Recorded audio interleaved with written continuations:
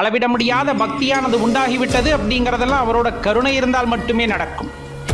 அவருடைய கருணை இருந்தால் மட்டுமே நடக்கும். அப்படியே நம்ம சொன்ன மாதிரி ஏற்கனவே இறைவனை பற்றி அறிவுரையை கேட்டிருக்கிறேன், அவரை பற்றி உணர்ந்திருக்கிறேன், இந்த மாதிரி எத்தனை விடயங்கள் வந்தாலும் அவர் மீது பக்தி செலுத்துவதற்கு அவர் அனுமதி அளிக்க வேண்டும். ரெண்டுமே பெரிய விஷயம்தான். நம்ம என்ன சொல்கிறோம் அப்படின்னா, அந்த ஒரு உரிமையை எடுத்துக்கொள்ளுதல் அப்படின்ட்டு. இப்போ உரிமைனா நம்ம போய் காசை கொடு, பணத்தை கொடு, அப்படி இப்படின்னு எதுவுமே கேட்க போகிறது இல்லை. இறைவன்கிட்ட போயிட்டு அதுவும் சிவபெருமான்கிட்ட போய் நம்ம எதுவும் கேட்கணுமான கேட்க போகிறதும் இல்லை. அப்படி வந்துட்டு ஒரு உணர்வு நமக்கு ஏற்படும் அப்படிலாம் கிடையாது. அதிகபட்சமாக பார்த்தோன்னா நம்ம கேட்கறது போய் நின்னதுமே மனசுக்குள்ள ஒரு அமைதி. அந்த இடத்துல அவர் நம்ம பக்கத்தில் நின்றுக்கிட்டு மெதுவாக நம்மளை அப்படியே தடவி கொடுக்கறது, அவரோட ஸ்பரிசம் நம்ம மேலே படுற மாதிரியான ஒரு உணர்வு.